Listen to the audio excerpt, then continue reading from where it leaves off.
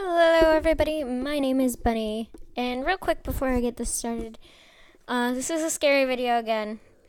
FML.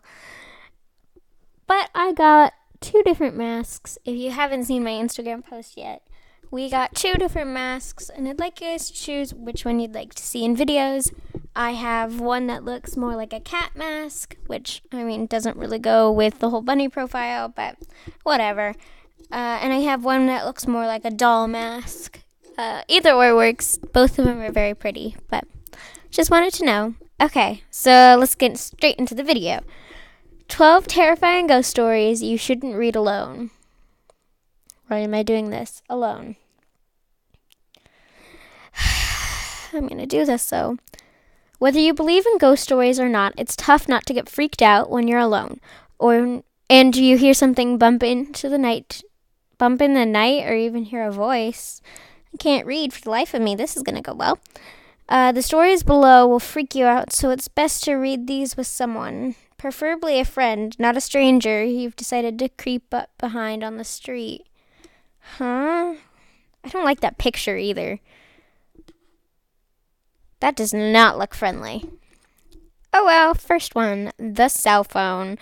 A couple months ago, my friend's cousin, a single mother, bought a new cell phone. After a long day of work, she came home, placed her cell phone on the counter, and went to watch TV.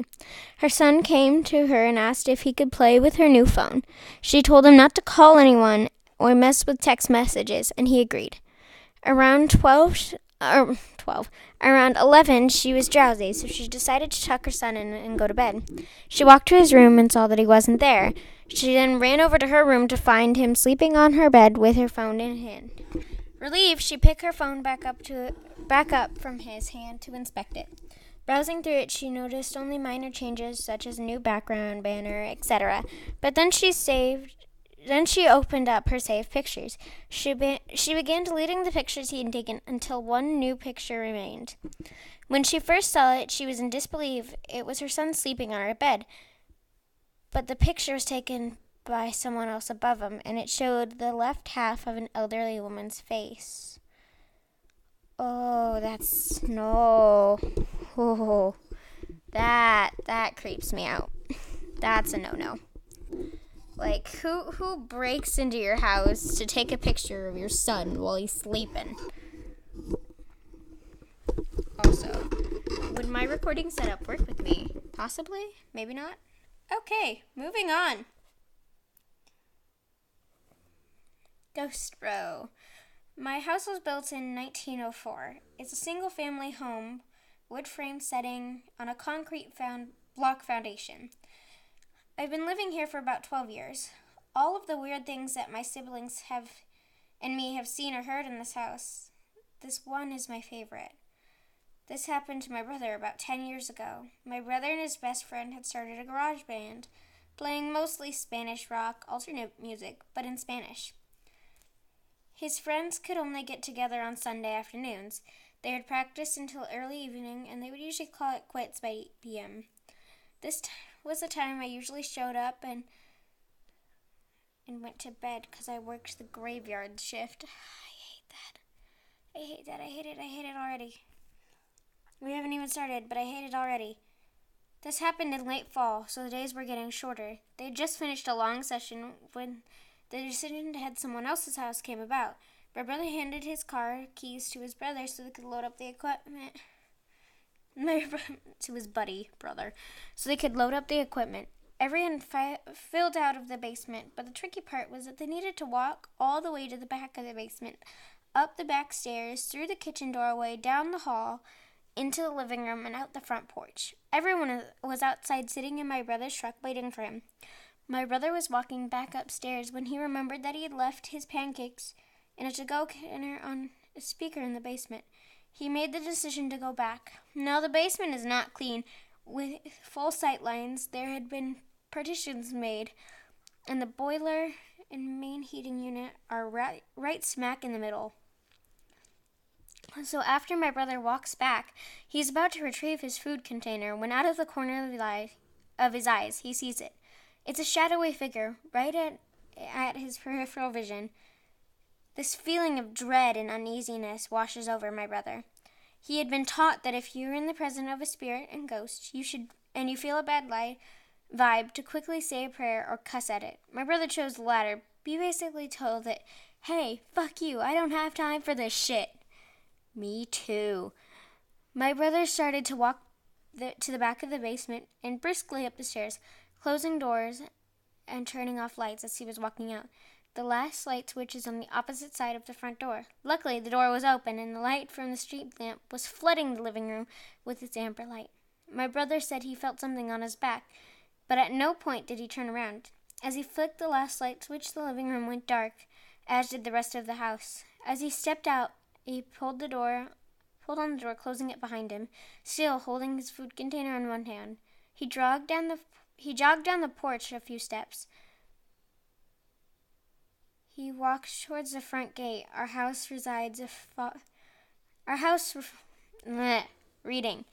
He walked towards the gate. Our house resides far from the main street, essentially having a large front yard, but no rear garage. I hate my life. I can't read.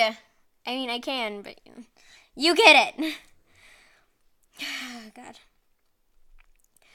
A large front yard, but no rear garage. As he closed the gap between himself and his friend-laden truck, he kind of smiled and thought things over in his head, mad at himself for spooking out when there was no reason. He climbed into the driver's side of the truck, putting on his seatbelt and getting ready to pull out of the parking spot directly in front of the house, when one of his friends asked, "Hey, wait, what about your brother? Isn't he coming with us?" My brother answered, "What do you mean? He went to work early tonight. He's already gone. Do you see his car anywhere?" The next question they asked, "So then who was walking behind you when you were leaving the house?" Oh,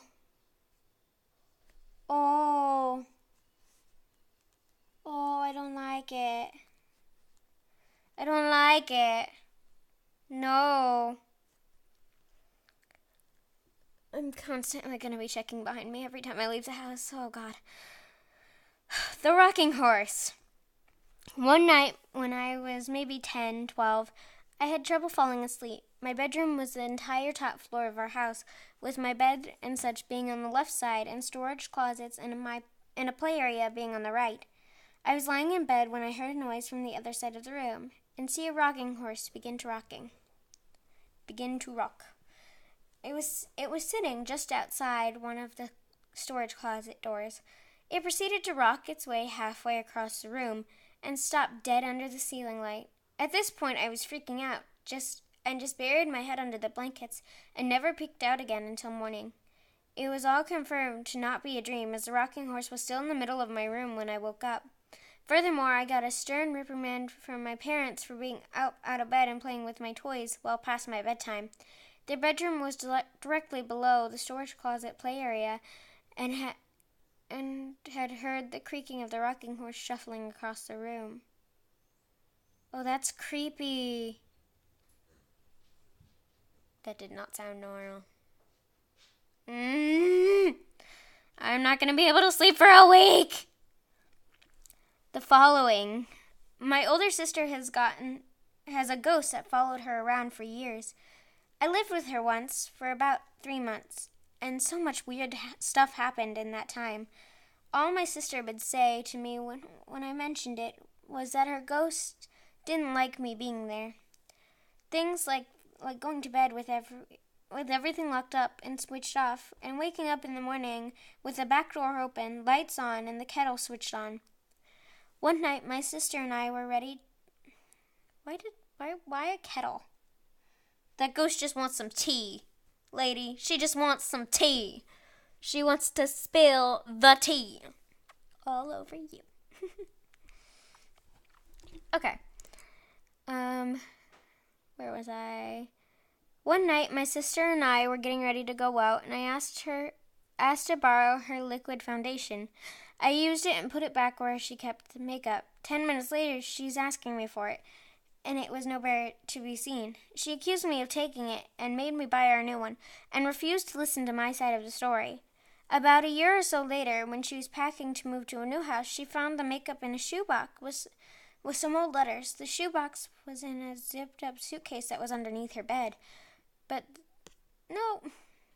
probably the most scared I've ever felt was one afternoon when I was the only one in the house, which never happened as four other people lived there. I'd arrive home from work and head straight to the bathroom. All of the doors, windows, etc. were closed. I was standing in the bathroom when a female voice said in the hall said, it was loud enough and sounded real enough at the time that I thought it was my sister, so I laughed and told her to fuck off and asked what she was doing for dinner. No answer. I stuck my head out into the hall. No one there. I searched the house top to bottom, and there was no one home.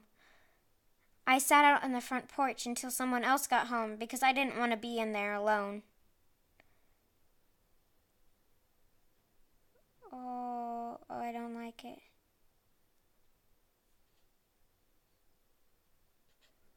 Oh, I don't like it. Oh, I don't like it. Okay. Annie96 is typing. There is much more of an interactive experience than anything else on the list. As you read through this WhatsApp conversation, you have to manually click to enter to make each new message appear. It's as close as a text-based horror movie you'll find. Okay. Annie96, the creepiest horror story you'll ever read.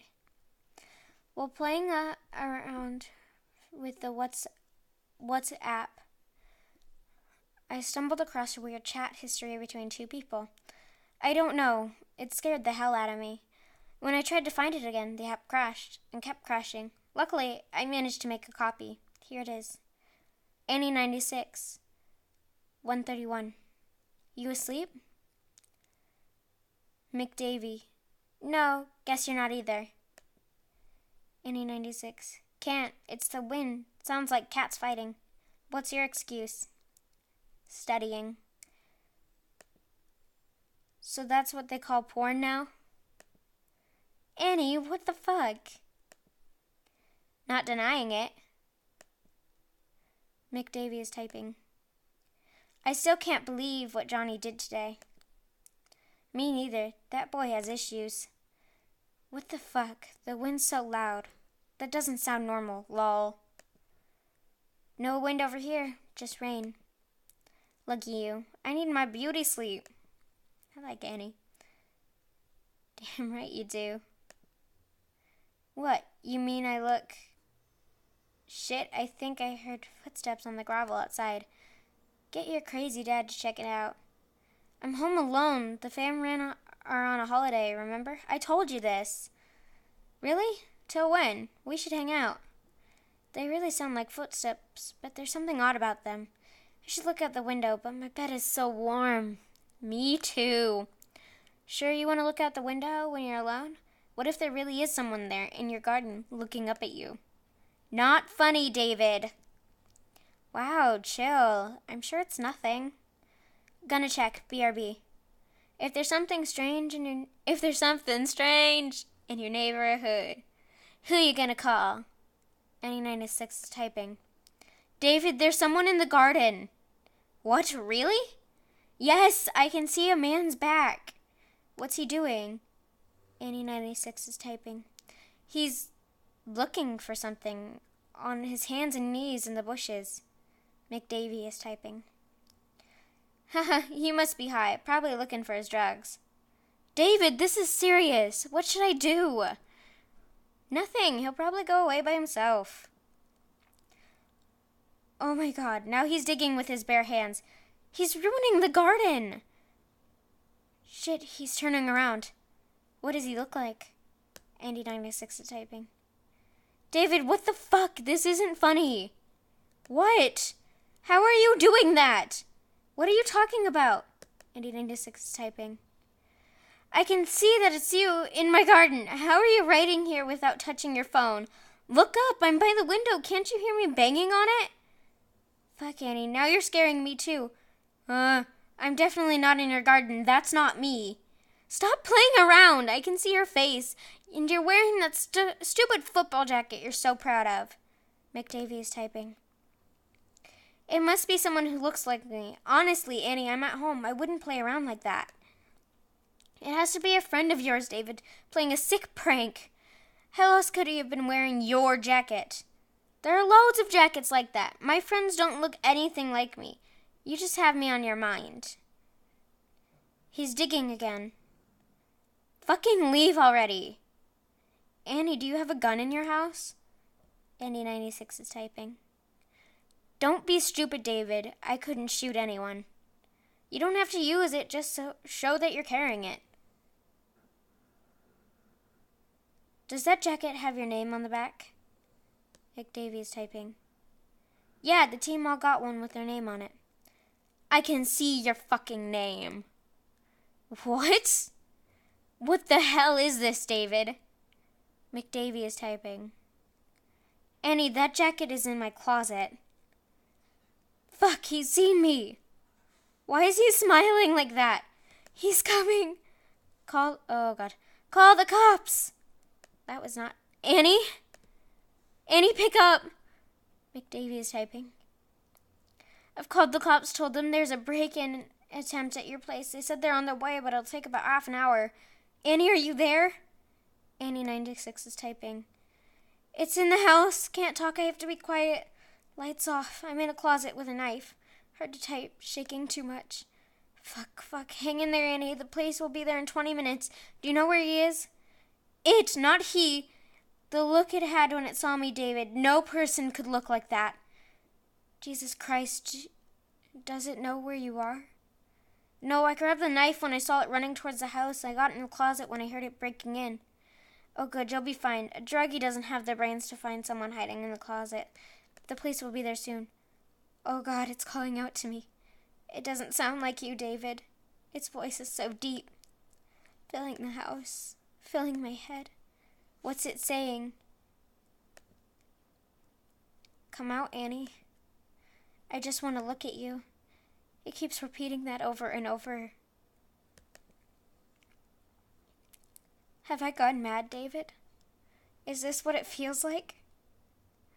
Just 10 more minutes, Annie. Keep it together. You're so strong. You'll get through this. It's coming up the stairs, but so slowly. Irregular steps.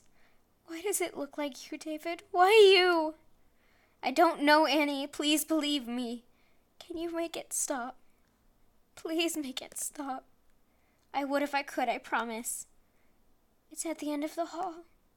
David, I didn't say anything to my parents when they left. I was listening to music. Is that the last time I'll see them? Annie? Annie96 is typing. This has something to do with you, David. Only you can make it stop. Think fast. I don't know, Annie. God, please. Please. It might be because I think about you so much. I think about you all the time. Annie96 is typing. So stop. I don't know how. It's scraping something on the walls, getting closer. Please, David. I'm trying so hard. It's slowing down. Try harder. Whatever you're doing, it's working. It stopped. I can't hear anything.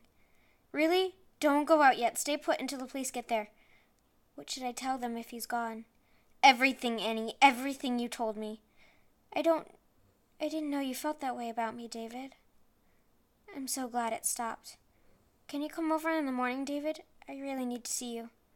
Of course, Annie. I'll be there. Great. I can't wait. McDavie is typing. Annie? Annie, how do I know this is you? Oh my God. Andy96 went offline. Oh my God.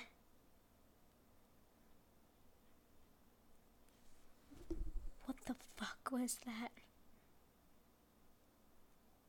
Oh my god.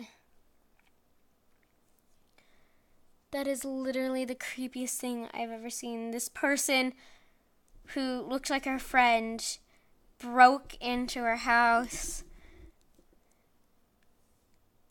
probably freaking killed her, and then is trying to get to her friend. Oh my god, that's so freaking creepy. The whispers.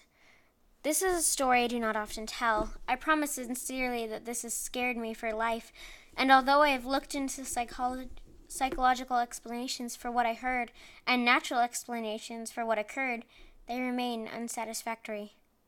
When I was a child, I was scared of the dark. I swore to my mother I heard voices in it. They were not evil, but they were not familiar, and so they scared me.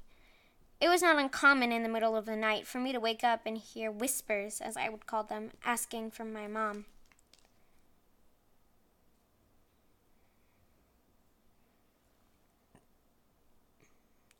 She figured they were just bumps in the night, in typical kids' nightmares material.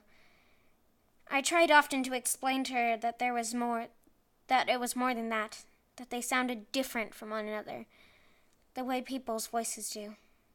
On some nights I would get so scared from these whispers that I would sleep in my mom's bed with her. It was an added bonus that the bathroom was directly outside of her bedroom door for my late night tinkles.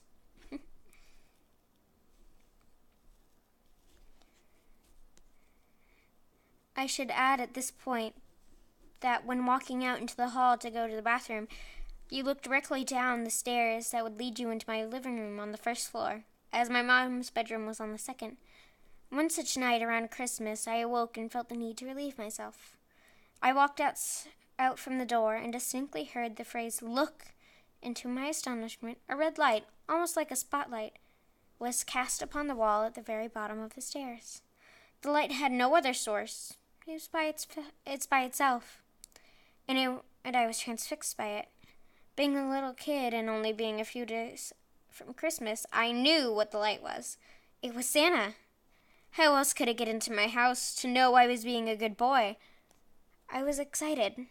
I began to walk down the stairs to greet him, picking up my pace after the second step as it began to creep off the wall and fade into the darkness in my living room.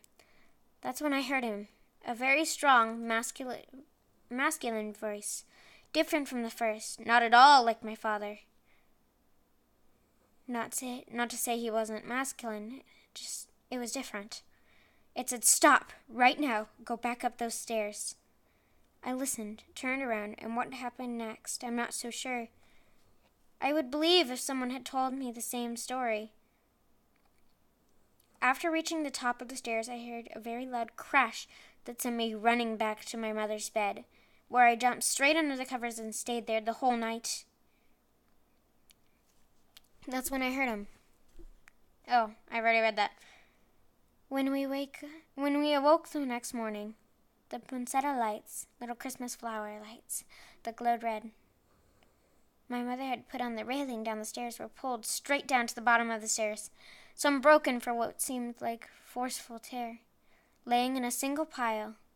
The dry sink in my living room had fallen from the wall. My mother could not explain it. My father was worried we had been victims of a home invasion. My sister was crying. There was nothing missing. Nobody had broken in. There did not seem to be any reason this had happened. Then I saw it. I kept quiet about it, because I was so afraid that I couldn't force words out of my mouth. There, on the edge of the wooden dry sink, which had been facing up, were 3 indentations where the finish on the wood had been worn, almost as if the forceful grip, something down there, had grabbed it and threw it down. That was the bang. That was what the bang was. I was mortified.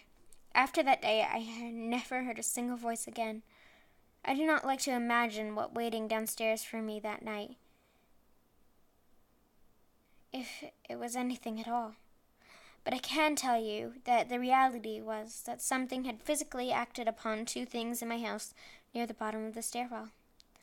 After this, I had never heard another whisper again, which is sad, because in some ways I would have liked to thank the man that had stopped me from going down those stairs.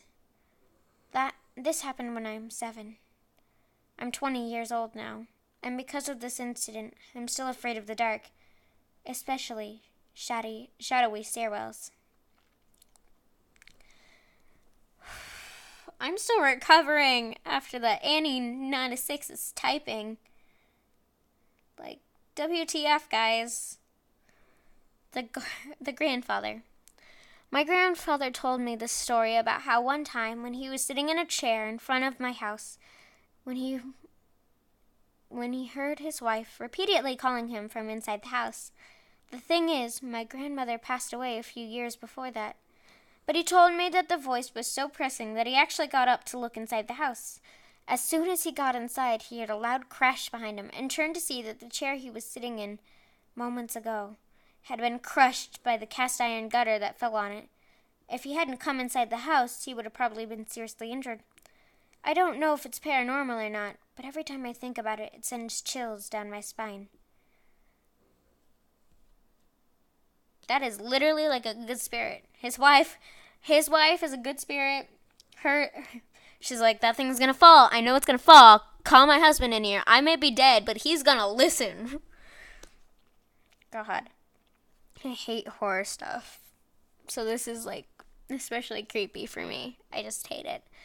Scary stuff is the worst. Okay, the crib shadow. I was babysitting my niece once while I was staying at my brother's place, and they had the baby camera set up so I could see her on the little TV it came with. I was studying and started dozing off when I heard some whispering and realized it was coming from the monitor. I initially thought it was some feedback or something, but when I looked at the TV, there was a dark shadow near my niece's crib. I have never been more terrified in my life, but the shadow was clearly there where it had not been before. I ran into my niece's room and looked around and saw nothing, but I took her the hell out of there. I went back to the TV, and the shadow was clearly gone. I told my brother what had happened, and he pulled me aside and told me not to mention it to my sister-in-law because she'll freak out, but that he had seen the same thing several times now, with the same whispering. They stayed in that house for about 4 more years, and when my niece was just learning to talk, she would tell her mom about her special friend. To this day, it scares the shit out of me. When they moved out, my brother had told me my niece had become inconsolably sad because she would miss her friend.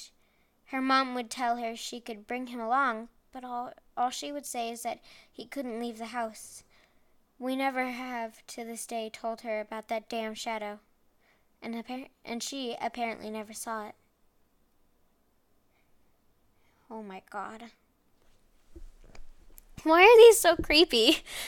Like, this shouldn't be that scary, but it's just, like, freaking me out. I don't understand. Like, I can deal with small scares. Like, the sentence horror stories I did a couple weeks ago. I can read those, and, like, I'll be scared for a couple of days, but then after that, I'll forget. I'm not going to be able to forget this for the next couple of weeks. Like, I'm going to be thinking about this for the longest time, and it scares me so much. The shadow. I didn't know what it was called until much later. I was living in a house in Laguna Beach, and it had been there since the 1920s. In its history, it had been a speakeasy, a brothel, and a house for smuggling illegal immigrants. One day, my new wife and I were having an argument. I can't even recall what it was about. She walked down the block to get a cup of coffee and cool off, and I was alone in the house. The way the place was built was incredibly hazardous. There was a bedroom and a living room on one side, then a bathroom with 2 entrances. On the other side of the bathroom was a hallway that had windows on one side and 2 bedrooms on the other. From my bedroom, I could look across the hall into the bathroom, then through the bedroom and down the other hall. I was standing at my dresser, and I just noticed movement out of the corner of my eye. And I looked down there. There was, and honest to God, this gives me goosebumps just typing it, 17 years later, a black figure. It was maybe 3 feet tall. It was vaguely humanoid. It looked like black scribbles. Like someone had scribbled a human shape, but the scribbles moved like electricity urging. That's the best way to describe it. There was no sound that I could remember. I distinctly remember when I saw it. I wasn't afraid, just like, what the fuck? Then it noticed me looking at it. I can't say it turned around. It just focused on me, I guess. Then I was scared. I didn't move, didn't scream, nothing. I was just frozen because it fucking came at me. It rushed down the hall towards me. I have no idea what it intended, but as soon as it entered the bathroom, the door closest to me just slammed shut on it. I screamed. I yelled for my wife. She wasn't home. I went the fuck outside, into the daylight, and didn't go back until she got home about 10 minutes later. I don't believe in ghosts. I don't believe I saw something supernatural, but I know I saw something. I don't know what it was. Okay, so just going back to that story, this is gonna sound creepy, but, okay, so I've lived with Wolfie and all my fam for a while, but I never got to know my grandpa. He died way before I was born. But there's still, like, a part of me that knows him.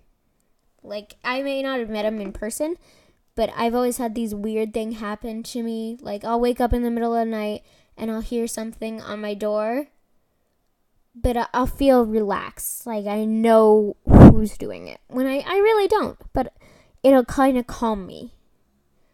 When the wind's blowing, I hate storms. That's something I'm going to be very prominent in. I hate storms. Like, I just don't do storms.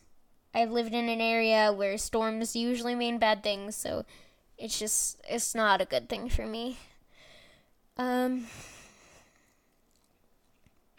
But I always felt like a connection with him, and then one night we decided to do, like, a Ouija board thing at a friend's house, and we kept asking questions. And out of nowhere, we just heard the door close downstairs. And we're like, oh, it's probably just parents, It would have been like 17 at the time. And so we're playing with it. And I go, hey, can I ask a question? All my friends agree. And I go, are you my grandpa? And it automatically goes to yes. And I go, that's so cool. Can you tell me a little bit about yourself? Like, who is my dad? And it was able to spell out his whole life story. And ever since that day, I've always felt like sitting next to me, there's like a strong presence that's protecting me. And I've been told by like psychics, it's like they keep telling me that my grandpa is my guardian angel and he was sent down to protect me because there are things that want to kill me. And there are people out there who want me dead because of who I am. And so he's like sent down to protect me, and he'll protect me until the day I die. But I won't die because of the spirits that are trying to get me. I'll die at like the hands of someone I love. And it's so freaking scary, but at the same time, it's nice to know that like there's someone there to protect me. And even now when I'm reading these stories, like my back really hurts because I'm like tense, but at the same time, if I relax a little bit, it almost feels like someone's trying to console me, like they're wrapping their arm around me, and it's just so cool to me. Anyways, the princess. How did the princess take control of our message board, if only for a few seconds? It didn't make any sense. Our message board wasn't a video game. Our message board pulled all its information from the internet. The princess was already inhabiting a game at the same time. All the rules we thought we knew, all the things we thought kept us safe. It failed us. Could she have done this at any time? Could she do it again? Were there any real limits to what she's capable of? We looked through all the data we collected. We tried to find some common thread we'd been missing. There must have been some way we could have known. There had to be more answers than what we're seeing. And there were. We finally realized the truth. It was so obvious. The princess had been in our message board the whole time. She was on every page. She was on every form list. She had been staring at us, watching us for years, and we never saw it. She was a banner at the top of the forum. She was every screenshot we posted, every video we uploaded, and every piece of fan art we'd drawn. Every image of her is her. Every image of her, when observed, gives her power. She's not a ghost. She's not a computer voice. She's an idea. Living fiction. She lives off our observations and thoughts of her. When we all watched the stream, banded together, and gave her all of our attention all at once, we made her more powerful than she'd ever been before. We made her strong enough to manifest through the images we posted on our message board and speak directly to us. We took down all the images. From what we speculate, it's enough to simply never look at them again, but we deleted them all just to be certain. However, it may already be too late for us. I've been losing contact with other members of the society. I can't tell if there's something happened to them or if they've simply gone into hiding. But at this point, only a fool would consider the worst-case scenario. I'm not completely heartless. I know she's fighting for her survival now, for her being forgotten is death. She does what she does in the hopes of keeping her memory alive. To that end, perhaps my telling her story to the world is a small act of mercy. Maybe the thoughts I've lent her will ease her pain somewhat. I don't know, but either way, that isn't why I wrote this. What I've told you could put you in great danger, but it could also save your life. You're a target now, and in the months and years ahead, she may well come for you. But I've also given you all the knowledge you need to keep yourself safe. Do not try to fight her. Do not try to talk to her. Do not try to act smart or trap her. Do not investigate. Do not try to understand. Do not try to be a hero. Do not try to save her. It's my sincerest hopes that I've given you all the answers you want. So you would make any mistakes and try to investigate further. There is only one and only one thing you need to do to be safe. If you see him, turn off the game. Okay. Good to know. The photograph. My friend took this picture of his cousin in their new house. He says it was just the two of them, but that's not what it looks like.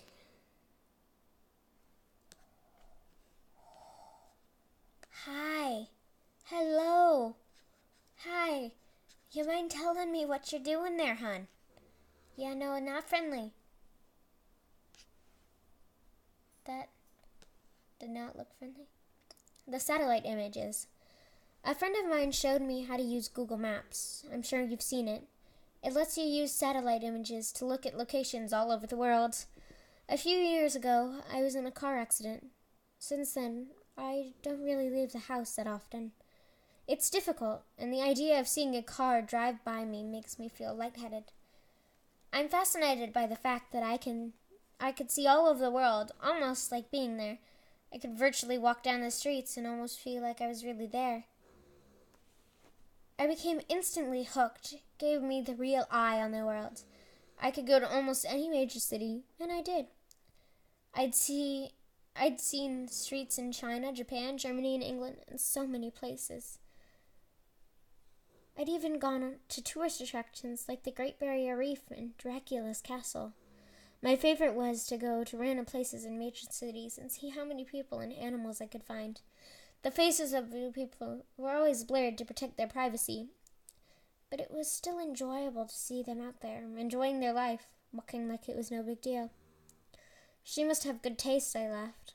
I zoomed in closer and noticed the gray bag she carried on a gray and purple shoulder strap. She was walking in a relaxed manner, one hand trailing the wall beside her. I bet if I could have seen her face, I would see that she was smiling. I began to feel a little sad. I let my hands fall into my arms, to the arms of my wheelchair, and looked at her for a minute more. I wish that I could be there, walking so carefree with her. That wouldn't happen, though, until I died. I was stuck in this chair. I sighed and zoomed out of Tokyo. Enough of this for tonight. I turned off the computer and went to bed. Next day. I got up early and decided to look around Paris. Paris was always fun. Everything's falling. I liked the look of the city with all the old and beautiful buildings and so many people to watch. I randomly zoomed to an area and saw a street lined with old brick buildings, a few small shops, and an old tan brick church. Ahead was an intersection, and dozens of people walked by. A balding businessman walked quickly past, looking back at an old woman, hair covered with a scarf, carrying a large purse. A curvy woman in black pants that were too tight stared into a store window, and two women led a group of small children around a corner. I spun the view and around and found a few more times, and then saw something peculiar. Sitting on the bench top were two people. One of them was a young woman with her feet stuck in front of her in a relaxed manner. She was wearing a pair of red sneakers like my own, and I was startled for a moment as I noticed the black pants, white t-shirt, and black hooded jacket. Her dark brown hair was tied behind her head. A gray bag sat on the bench beside her, the strap hooked over her shoulder. This is crazy. It can't possibly be the same woman. This is a different country, different continent even. How could it be her? This was stupid. It wasn't as if these were live photographs. They were taken ahead of time and then stored. It's not like she was in two places at once. She could just be a traveler. Besides, without seeing her face, it was impossible to tell if she was the same person. Brown hair was probably the most common color hair in the world. Those red sneakers were something I purchased online, and I'm sure millions of other people did too. I shook my head and went to fix some lunch. When I got back online, I decided to look at Berlin. I picked a random street, as usual. It looked pretty empty. There were brick buildings lining the street, looking more like factories than anything else. There was also empty lots full of long grass piled gravel. There wasn't much to see at all, really. There was a line of motorbikes and a car with two German flags sticking up from it. After more searching, I found one kid. He looked like he was dressed for school, a jacket thrown over his bag.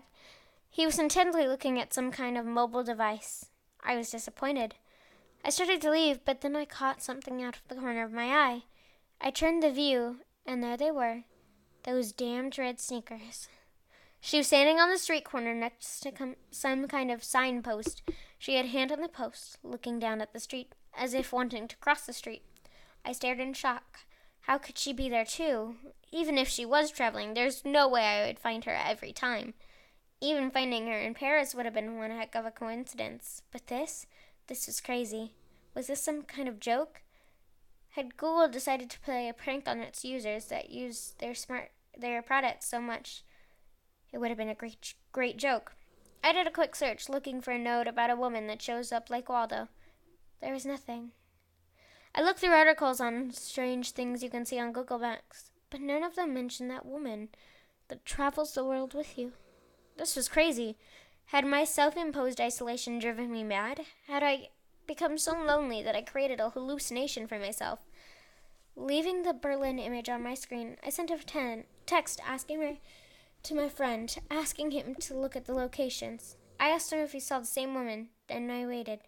Hands sweating, heart thumping in my chest. I jumped when my phone beeped with a return text 10 minutes later. The text read, I see the lady you're talking about in Berlin. I didn't see her in Paris or in Tokyo. Is this some kind of game or what? Are you okay? I didn't respond. Instead, returning to the locations in Tokyo and Paris, there she was. She was there, but it was different. She no longer sat at the bus stop bench in Paris. She was standing in front of it, looking for something in her bag. In Tokyo, she was blocks away, squatting down to pet a calico cat. I shivered. Who was she? What was happening? I switched the map to Brussels. It was another city street. It was lined with old-looking buildings, with shops on the ground level, and what I guessed was apartments above. I quickly scanned the streets. They were empty, other than a stocky woman in a bright blue sweater. I did a second sweep. She wasn't there. I decided to leave. I couldn't believe I was getting so worked up about them. But it was nothing but a coincidence. I stopped, my eyes frozen on the screen. There was a building at the point of a fork in the road, white with a black ironwork framed balcony jutting from the second floor. I hadn't seen her as I had been looking at the sidewalks. There she was, stood standing on the balcony, her head tilted in the direction of the camera, almost like she was coyly looking toward me. My breath caught in my throat. I switched to Sydney. She was leaning against the wall inside the doorway of a bright blue Carrick's Pharmacy building. London showed her getting ready to step onto a red double-decker bus, her head turned to look over her shoulder. She was everywhere I looked. She stood on a brick sidewalk on the bridge in Venice. She walked across the yellow-barred crosswalk in Zurich. And in Hong Kong, she stood in between Wing Lug Bank and a McDonald's, adjusting the strap on her bag. In each picture, she came closer and closer to looking directly at me with her blurred-out face. My heart felt like a terrified bird slamming around in my chest. I couldn't catch my breath. I wasn't sure what to do. I couldn't call police. Should I send screenshots to Google? I clenched my fist tightly and closed my eyes. Who was she? Was she following me? Was I following her? I wish I could see the expression on her face, know what she saw when she looked back at me. I wanted to go out of the chair and run. Why is that the only thing that made me feel free again? Was that the only thing that made me feel even more trapped? I had to know. I typed in the name of my town and zoomed into a random street. It was a couple miles from house. The gates to the city park were shown, despite it being night there. There she was. There she was. She was only a few miles from my house, standing under the ironwork arch that stated the name of the park. She looked directly at the camera, directly at me. I felt like I might throw up. She was near me, and she was watching me. She was coming for me. What did she want? I typed in the name of the apartment complex where I live. I could see the outside of the building. The parking lot was full of cars. There was a few blurred-out children on the playground. I searched everywhere for her. She wasn't in the parking lot or on the sidewalks, not hiding between buildings or standing in the playground. I even scanned each of the cars behind the bushes and each of the blurred windows. She wasn't there. I curled tightly around myself and laid my head down on the desk. This place was safe. I didn't leave my apartment anyway. I would never use Google Maps again. I would never see her again. She could stay at the park for all I cared. I smiled to myself and was surprised to find a tear slipping down my face. I'm safe, I said to myself in a whisper. It felt good to hear it out loud. I'm safe. As I said it, there was a knock at the door. A chill ran down my spine. I had a camera hooked to my computer that showed who was at the front door, which made it easier for me with my mobility issues. I slowly reached for the control to show myself who was outside, but my hand trembled furiously. As I touched the control, I realized my mistake. The last of the Google images that I had seen only showed the outside of the building, just the outside. I looked at the screen and saw a woman with a white t-shirt, black pants, black hooded jacket, and carrying a gray bag with a purple and gray striped shoulder strap. Of course, there were those red sneakers. She looked directly at the camera, her face still a complete blur. As I tried to stifle a scream, she raised a hand and knocked loudly at my front door.